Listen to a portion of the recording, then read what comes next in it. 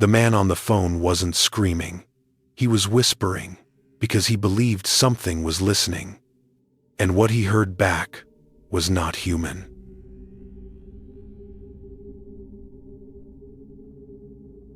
I've worked as a 911 dispatcher in Stillwater, Minnesota for nearly 9 years. Long enough to know the difference between panic and performance, between a prank call and a voice that's genuinely afraid, and the call that came in just after 2:17 a.m. on a snow-muted Tuesday in February had fear woven into every breath, the kind that doesn't rush but leaks slowly, like cold through cracked glass. And what caught me first wasn't the whispering voice, or the way the line crackled, as if the caller were far from the nearest tower. It was the cadence, the careful pauses between words that told me the speaker was trying not to be heard. Because kids who prank call 911 don't whisper like that. They giggle. They rush. They hang up when you say their parents' names. But this voice, thin and trembling, said, "Please don't hang up," before I'd even finished my greeting. And I remember straightening in my chair, pushing aside my coffee. Because that sentence always means one thing. Whoever is on the line believes hanging up would make things worse. And I told them my name, told them they were safe, asked where they were calling from, and the voice hesitated, inhaled shakily, and said, "I'm in my room," which isn't an address, but it's a start. So I asked for the street, the town, anything at all, and after a long silence broken only by faint static and something else I couldn't place at the time, the child said, "The yellow house with the deer sign." And my stomach tightened, because I knew exactly which house that was, not personally, but from zoning maps and routine calls. A one-story rental on Pine Street at the edge of town. A place that had been empty for months after the previous tenant passed away. And I told myself, there must be a new family. That records lag behind reality. That this was nothing more than a scared kid hiding from an argument or a bad dream. But then I asked the child how old they were, and they said, "I don't remember." And when I asked their name, they said, "I don't think I have one anymore." And that was the moment I felt the first prickle of something colder than concern crawl up my spine. Because even traumatized children know their names. They cling to them like lifelines. And I asked if there was an adult in the house, a mom or dad, anyone at all, and the child whispered, "There used to be." And the way they said it made my fingers curl into the desk. Because it wasn't confusion. It was certainty. And as protocol demands, I kept my voice even, asked if anyone was hurt, if the child was in danger right now, and they said, "He doesn't like it when I talk." And when I asked who he was, the line went quiet long enough that I thought we'd lost the call, and then the child breathed, "The man who stands in the hallway." And there was a faint sound then, a soft, rhythmic noise, like wood flexing under weight, and I told myself it was just the building settling. Old houses make noises, especially in winter. But I dispatched a unit anyway, giving them the Pine Street address. And as they headed out, I kept the child talking, asking what the man looked like, where he was now, and the child said, "I can't see him when the lights are off," which didn't answer my question, but somehow made it worse. Because the things that scare us most are the ones we can't see. And when I asked the child to describe their room, they mentioned peeling star stickers on the ceiling and a window that wouldn't open, details so specific and mundane that they grounded the call in reality. And I felt a strange, aching empathy bloom in my chest. Because I grew up in a house like that, small and drafty, where you learned every creak and shadow. And I told the child, They were doing great. That help was on the way. And they asked me, "Will you stay until they get here?" And I promised I would. Because that's what you say, even when you don't know if you can keep it. And as the minutes stretched, the child's voice grew fainter, not because they were losing signal, but because they were pulling the phone closer to their mouth, whispering smaller and smaller. And I realized with a jolt that the sound I'd noticed earlier wasn't the house settling. It was footsteps, slow, deliberate, pacing.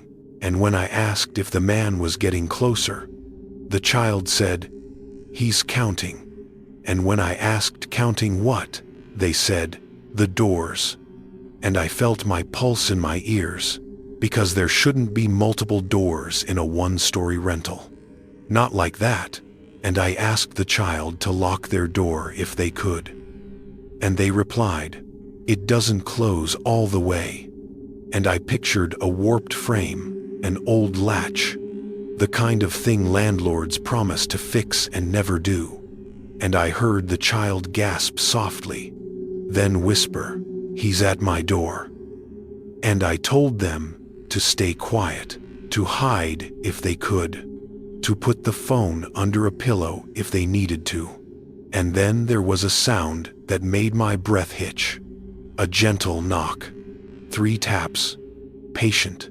Polite, followed by a voice so low and distant it barely registered over the line. But it was there, a man's voice, murmuring something I couldn't make out. And the child whispered, "He says I shouldn't be here." And I felt a surge of anger then, sharp and protective. Because no one should ever say that to a child. And I told them they belonged, that they were brave, that they were not alone. And the child asked me, "Do you remember me?" And I didn't know how to answer that, so I said, "I'm here now." And outside the dispatch center windows, snow drifted past the streetlights, slow and quiet. And I could hear my own breathing, steady but strained. And then the child said something that made my hands go numb. "You talked to me before." And when I asked when, they said, "A long time ago, when I was cold." And images flickered through my mind, flashes of old case files, winter calls, but nothing fit.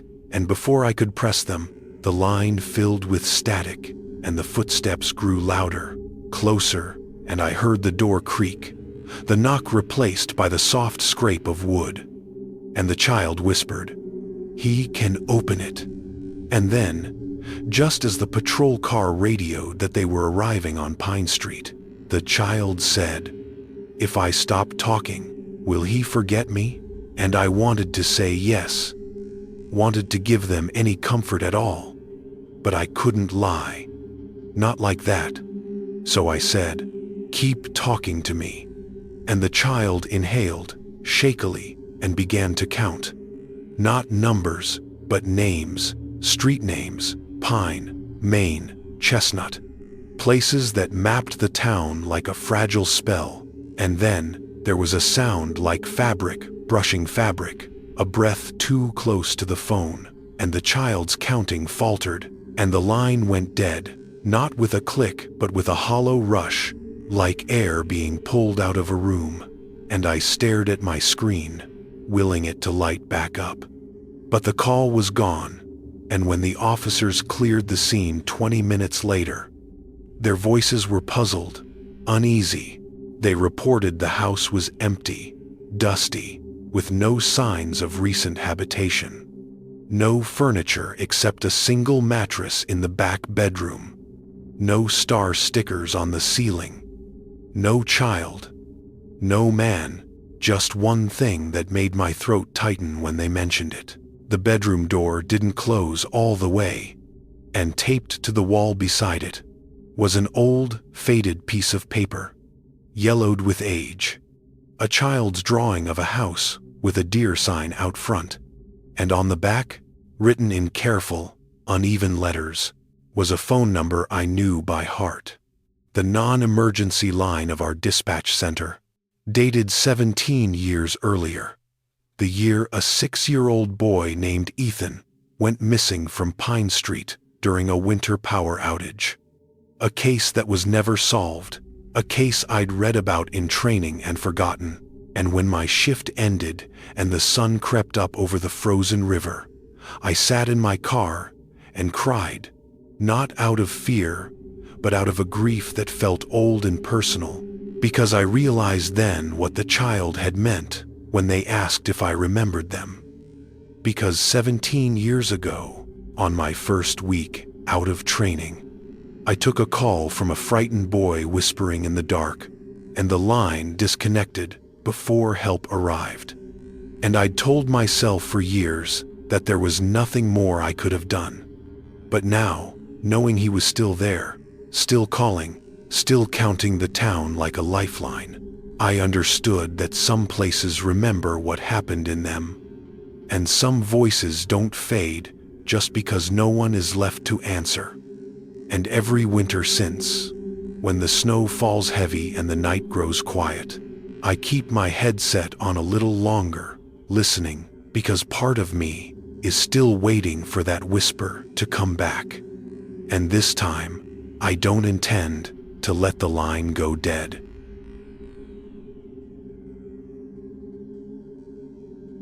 I took the call at 1:43 a.m. on a fog-heavy Thursday in Astoria, Oregon. The kind of night when the ocean air creeps inland and muffles everything. And from the second the line opened, I knew something was wrong, not because the caller was screaming or crying, but because they weren't saying anything at all. Just breathing, slow and uneven, like someone trying to stay very still. And after years as a dispatcher, you learn that silence can be louder than panic. So I introduced myself, asked if anyone was there, asked if they could tell me their emergency. And after a few seconds, a man spoke, his voice low and strained, as if he were afraid of being overheard, and said, "I don't think I'm alone anymore," which is not the kind of thing you want to hear at nearly 2 a.m. So I asked him his location, his name, the usual questions meant to anchor a call in reality. And he told me his name was Daniel, and that he lived near the old cannery warehouses by the river, a cluster of converted lofts that had been half abandoned since a fire years back. And as he spoke, there was a faint background sound I couldn't quite identify. A steady, almost rhythmic noise, like air moving through a narrow space, and I chalked it up to poor reception or maybe a fan, and asked him what made him think he wasn't alone. And Daniel paused before answering, long enough that I thought he might hang up, then said, "Something's been moving in my apartment, but not like a person." And I felt my shoulders tense, because those qualifiers are where fear lives, in the things people can't explain cleanly. So I asked him if he could see anyone, if there were signs of forced entry, and he said no, that the door was locked, the windows were shut, but that he kept hearing footsteps that didn't have weight to them, like someone walking without touching the floor. And I dispatched an officer immediately, but the area was on the edge of town and response time would be at least 10 minutes. So I told Daniel to stay on the line with me, to keep talking, because talking keeps people grounded. And he agreed, though his voice wavered, and as the minutes passed, he described small things that didn't feel small at all. The way his hallway light flickered even though the bulb was new. The way his cat refused to leave the bathroom and hissed at the doorway. The way the air in the apartment felt colder the closer he got to the bedroom. And as he spoke, the background noise shifted subtly, the rhythm changing, almost like breathing syncing with his words. And I asked if he could move to a safer room, maybe step outside if he felt threatened. And he said he didn't want to open the door because whatever it was seemed to stay in the dark, and opening the door would let more dark in. And I remember thinking that sounded irrational, but not insane. The kind of logic fear invents when it's trying to protect you. And then Daniel said something that made my pen stop mid-note. He said, "It knows I'm on the phone." And I asked him why he thought that. And he said, "Because every time I stop talking, it gets closer." And right then, as if on cue, the background noise swelled. A soft, dragging sound that sent a chill through me. And I told Daniel to keep speaking, to tell me anything at all, what he'd done that day, what he could see around him, and he started describing the room in detail. The exposed brick, the smell of old salt and rust from the river, the single lamp casting long shadows. And as he talked, his breathing steadied, and the sound receded slightly, enough to make me think maybe this was a mental health crisis. Maybe exhaustion or stress, because the mind can conjure horrors all on its own.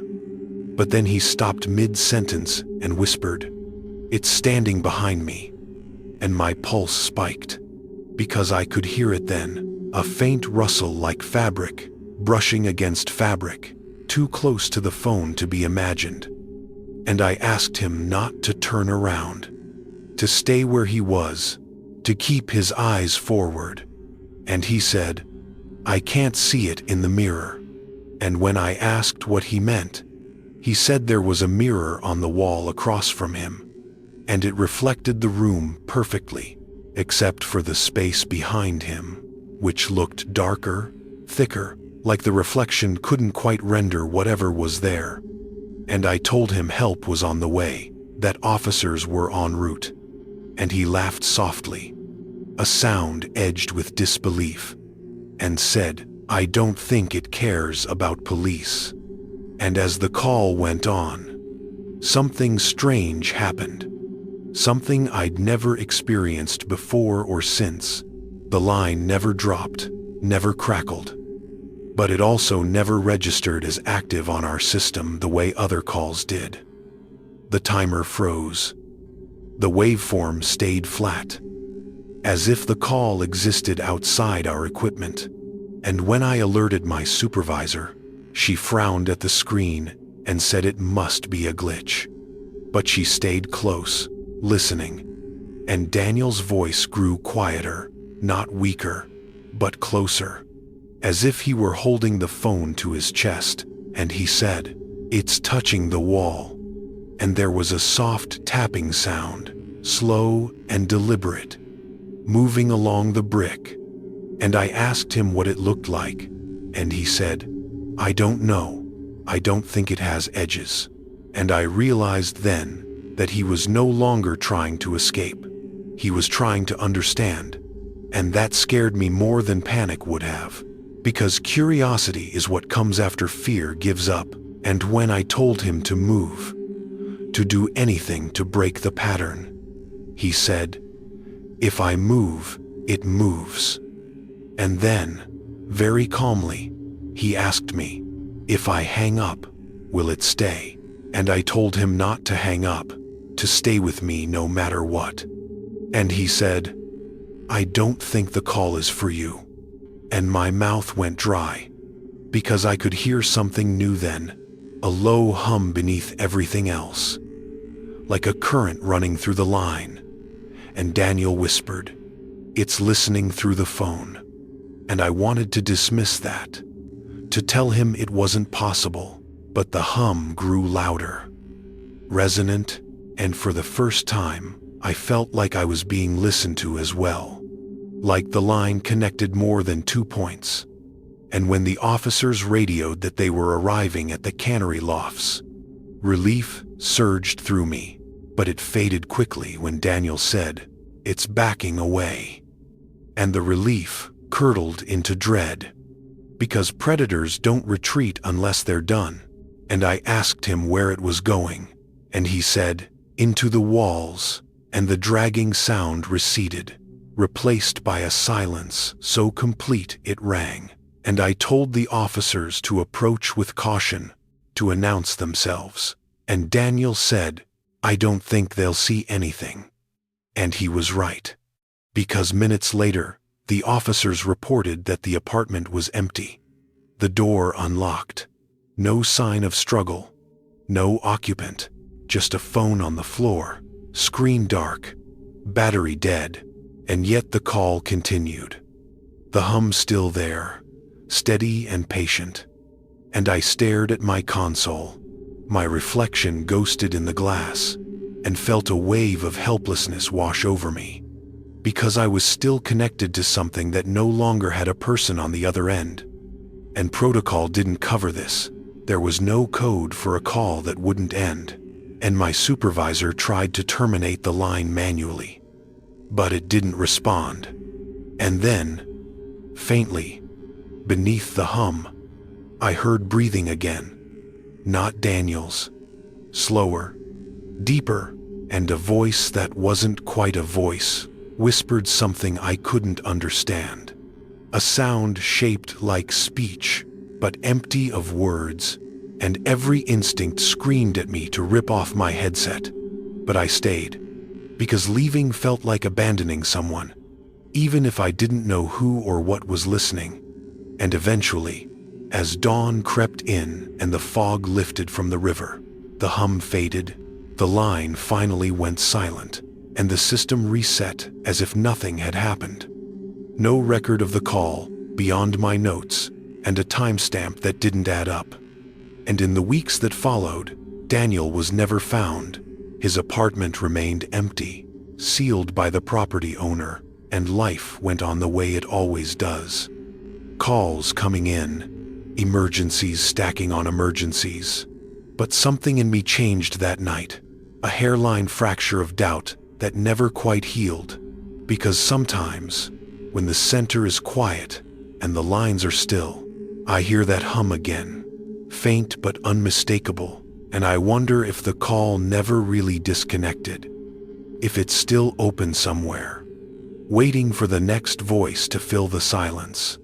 And I keep my headset on, listening, because if something is still out there, still calling, the worst thing I can imagine is no one being left to answer.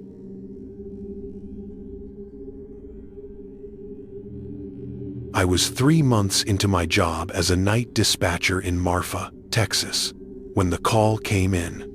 The kind that doesn't announce itself with screaming or gunshots, but slips quietly into your head and refuses to leave. And what I remember most clearly wasn't what the man said at first, but how he said it. Because from the moment the line opened, his voice never rose above a breath. Every word carefully rationed, as if sound itself were dangerous. And when I gave my greeting, he waited a beat too long before replying. Long enough that I thought the call might drop. Then he whispered, "I need help, but you can't tell anyone I'm talking." And instinctively, I straightened in my chair. Because fear that whispers is usually closer than fear that screams. So I asked him his name, his location, the basics meant to ground a call in facts, and he told me his name was Caleb, that he lived outside town near the Chinati foothills, in one of those isolated ranch houses scattered miles apart, the kind of places where darkness feels heavier because there's nothing around to break it. And I asked why he was whispering, expecting the usual answers. Sleeping children, an abusive partner nearby, but instead he said, "Because if it hears me, it moves." And there was a sound then, barely audible beneath his breath. A soft, irregular clicking, like fingernails brushing against glass. And I told myself it was interference, wind against the phone. Anything other than what my imagination suggested. And I asked him what he meant by it. And Caleb paused, his breathing hitching slightly. Then whispered, "I don't know what to call it." And that uncertainty tightened something in my chest. Because people can fight what they can name. And as protocol required, I asked if anyone was injured, if there was an intruder in the house. And he said, no, not exactly. That nothing had been broken, no doors forced, but that for the last 2 nights, he'd heard something moving through the house after midnight. Not footsteps, not quite, more like pressure shifting. Like the house was making room for something that didn't belong there. And as he spoke, the clicking sound grew louder, then stopped abruptly when he fell silent, and the timing of it made my scalp prickle. So I asked him where he was calling from, which room. And he whispered that he was in the bathroom. The only room with a lock, though the lock didn't always catch. And he said that was important, that sometimes it tested the door, not by pushing or pulling, but by leaning, as if learning the shape of it, and I dispatched a deputy immediately, though I knew response time would be slow given the distance. And I told Caleb help was on the way, that he was doing the right thing by calling. And he said, it doesn't like phones. And when I asked why he thought that, he said, because it started listening when I bought this one, and I felt a flicker of frustration then. The rational part of me reaching for explanations, stress, isolation, maybe a carbon monoxide issue. But the call refused to settle into any category I recognized.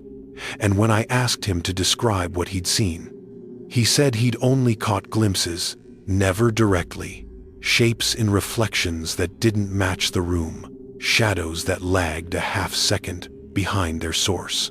And once, in the dark, a suggestion of a face where the wall should have been, not watching him, but listening. And the clicking returned then, closer, sharper, and Caleb's whisper thinned further as he said, it's in the hallway. And I told him to stay locked in the bathroom, to keep talking to me no matter what, because silence lets fear grow teeth.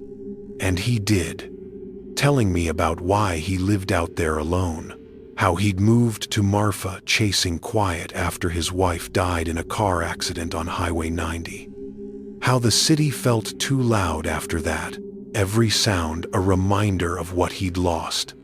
And as he spoke, his voice steadied, grief grounding him even as the fear circled. And I realized his motivation wasn't just survival, it was endurance, the stubborn refusal to be driven from another place he'd tried to make home. And then, mid-sentence, he stopped, and the clicking resumed, slower now, deliberate. And he whispered, it's closer when I talk about her. And I asked him why that might be. And he said, because it likes memories. And that was when the lights in the dispatch center flickered. Just once, enough to make my heart jump. And I laughed it off aloud to keep my voice calm. But inside something shifted. A quiet sense that the call was no longer contained within Caleb's house. And I asked him to tell me exactly where the sound was coming from. And he said, above me. And a dull thump echoed faintly through the line, like something settling its weight. And he whispered, it's on the ceiling. And I pictured the bathroom ceiling, low and cracked, the crawl space above it. And told him it might be an animal. Raccoons get into roofs all the time. But even as I said it, the explanation felt thin, because animals don't stop moving when you whisper. And Caleb said, animals breathe. And right on cue, I heard it. A slow inhalation, not through lungs, but through something narrower, like air being drawn through a slit. And my hand tightened around my pen as I told the deputy to hurry, to use lights and sirens, if necessary. And Caleb whispered, it knows you're there now. And when I asked what he meant, he said, it's listening to you too. And I felt a cold awareness bloom between my shoulder blades, the irrational but powerful sense of being observed, and the clicking shifted again, moving away from the ceiling, down the wall, and Caleb whispered, "It's learning my shape." And I told him to stay with me, to focus on my voice. And he asked me something then that I still hear in quiet moments. He asked, "If it takes me, will it sound like me?" And I didn't know how to answer that. So I said what I could. That help was almost there, that he wasn't alone, and the clicking stopped. Replaced by silence, so complete, it felt like pressure. And Caleb whispered, "It's right outside the door." And I heard the faint creak of wood, not a handle turning, but the frame flexing, and he said, "It's leaning again." And I urged him to keep the phone close, to keep talking. And he did, whispering fragments of memories. His wife's laugh, the way the desert smells after rain, the stars over Marfa at night. And with each memory, the breathing grew louder, closer to the phone, until it felt like the sound was coming from my own headset. And then, just as the deputy radioed that he was pulling onto the dirt road leading to Caleb's house, Caleb whispered, "It's copying me." And I heard it then, beneath his voice, another whisper, not words, but cadence, rhythm, a mimicry of speech without meaning. And panic surged through me, sharp and hot, because that was no animal, no intruder I could name. And I told the deputy to announce himself loudly, to flood the area with light.